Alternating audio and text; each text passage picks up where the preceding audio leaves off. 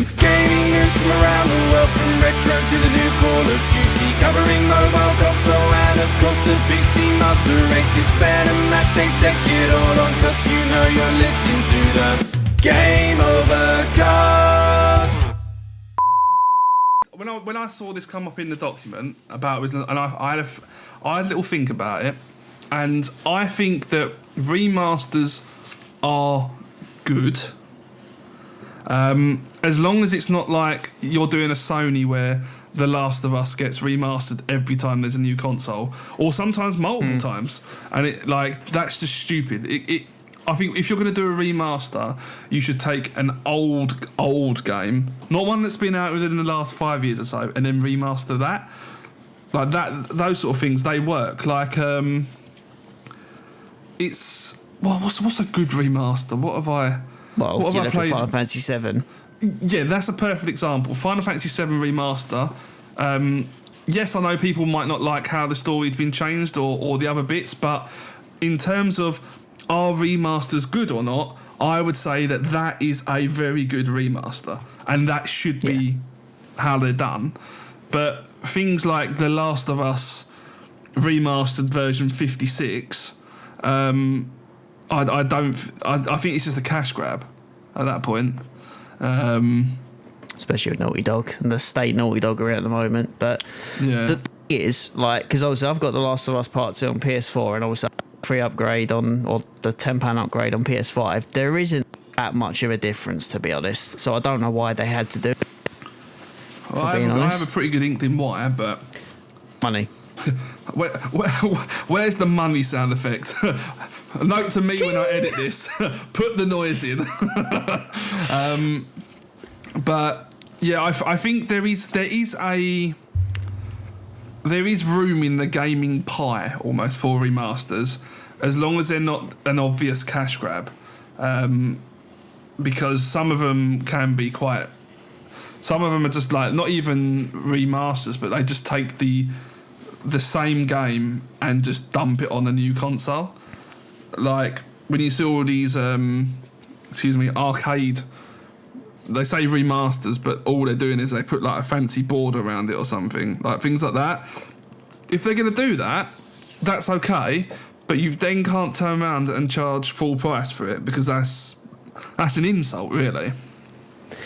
Yeah, this has been my argument. I mean, because like they recently did Metal Gear Solid 3 Snake Eater Delta, didn't they? And that was like retail of, I think it was like £65. I was like, yeah, you have like done a Final Fantasy VII approach, but why are you charging that much? Like, I'm sorry, that's ridiculous.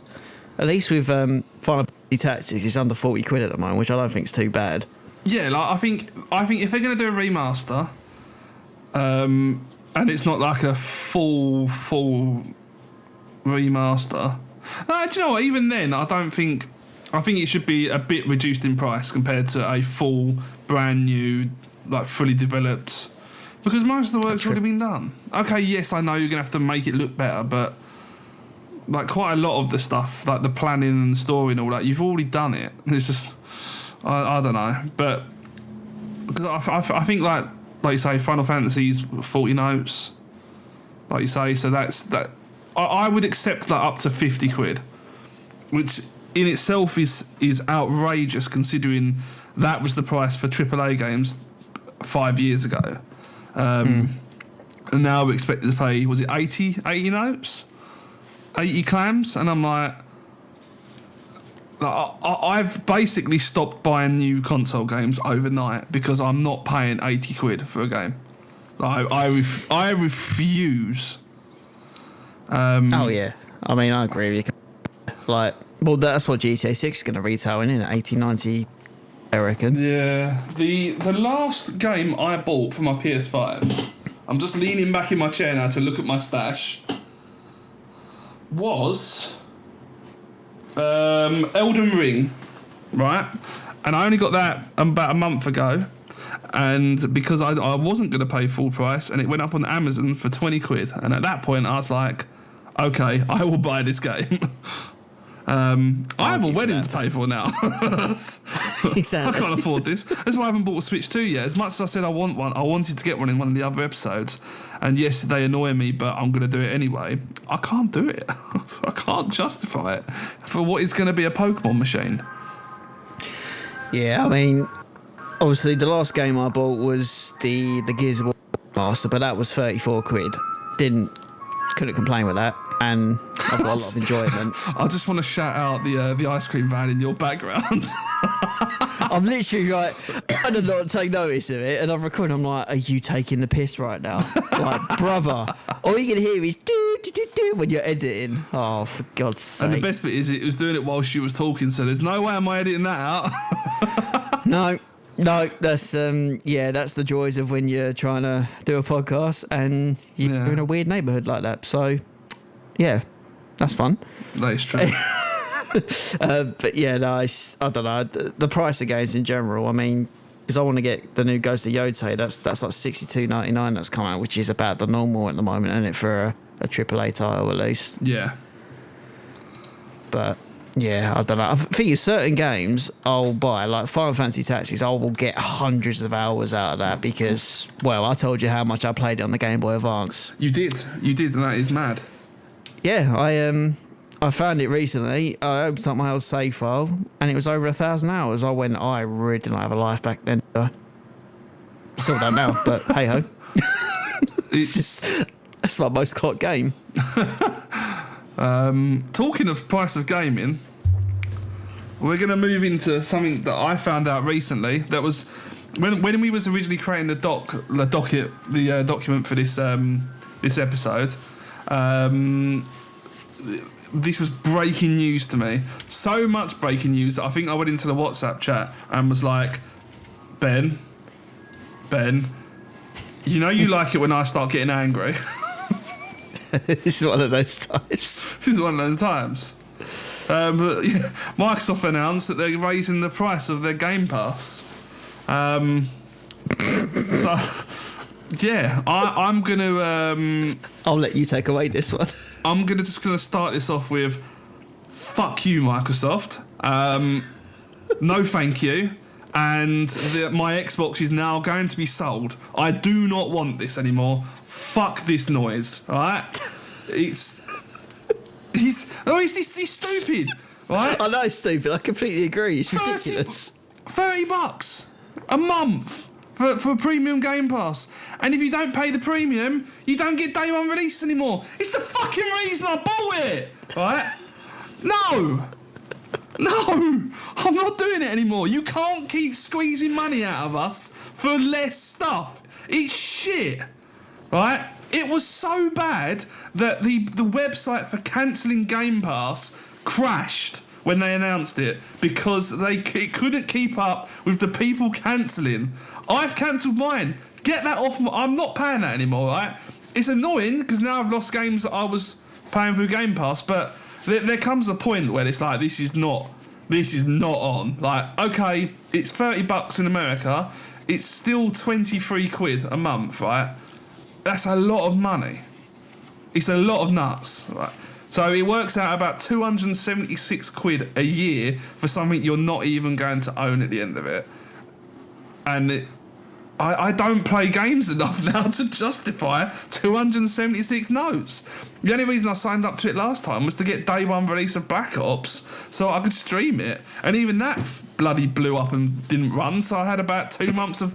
I had to play it on my Xbox and capture card it in. Fuck!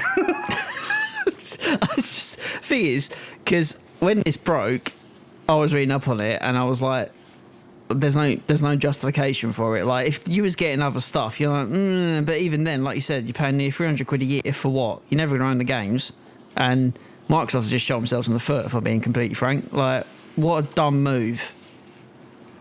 It's... Do you need a breather? I just can't get my head around it. It's like...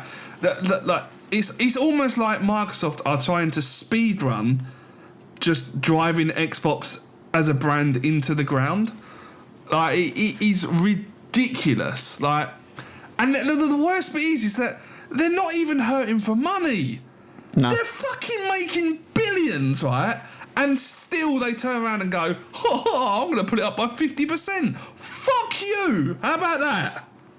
I mean, if you go on the Reddit thread or if you went on anywhere when it was announced, it was just comments of everyone going, I'm cancelling my subscription, fuck Microsoft, like, you money-grabbing arseholes and all this. So everyone was going in, and it's fully deserved because there's no justification to double it, pretty much.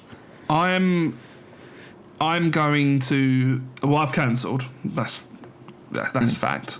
I'm not paying more money for... Because I even before I cancelled, I had decided that I'm not playing the Xbox anymore. There's no point me paying for Ultimate.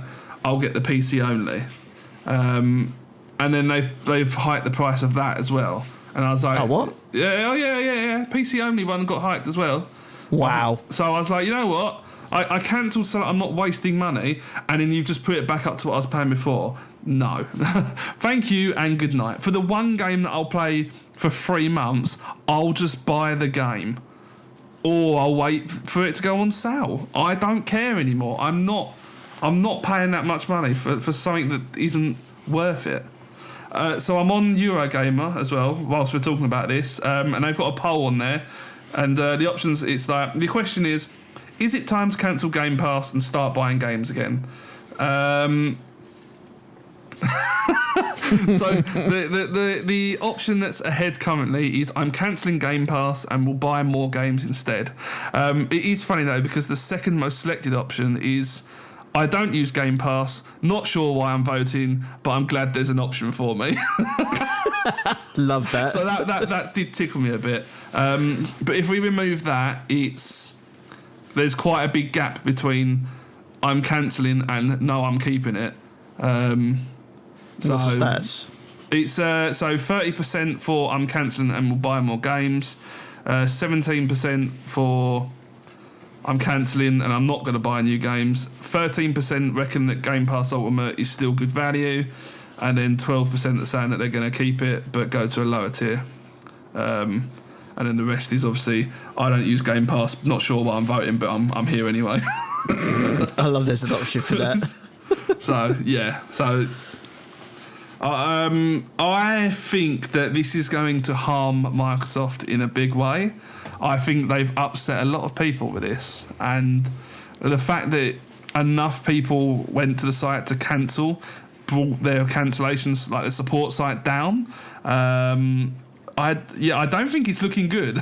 I think the next time they release numbers, it's going to be, we fucked up.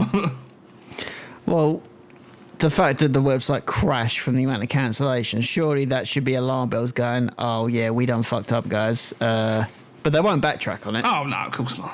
No. It's just a silly thing, isn't it? Like, thinking they'll actually have a common sense inkling and go, do you know what? Maybe we should nah. It just adds on to how I hate that everything is becoming something as a service.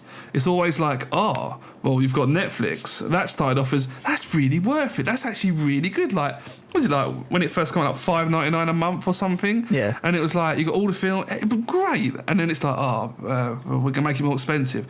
And now it's up to like, was it $18.99 a month? Was that 20 quid a month? Something stupid like that. And I'm like, I'm not paying that. No. No. Spotify is... There's two things that I pay subscription for that I will cancel over my dead body, and that is Spotify and YouTube Premium. They are the two things that I rely on to survive. Okay? Just because of the sheer amount of use. Like, subscriptions, if you use it as much as, say, I do for Spotify and YouTube, then yeah, okay, it makes sense. But for things like Game Pass, where the only thing I used it for was to get Black Ops, and then even then we played it for a month or so and then it died a death, like, it's pointless. Yeah, I mean, Spotify is that's the only subscription I have now. I don't have Disney, I don't have Netflix, don't have Amazon, don't have PlayStation Plus. Like, I literally, that's all I have. And I listen to music daily, so I get my money's worth. The $11.99 is worth it for me. Yeah. No, that's fair. I have, they're the two that I have left. that being said, I think I still have, because obviously I have a fiance, so there are some things that I get told I'm subscribing to. Oh, okay. I don't get to turn around and go, I don't want to pay for this anymore, so therefore I'm not.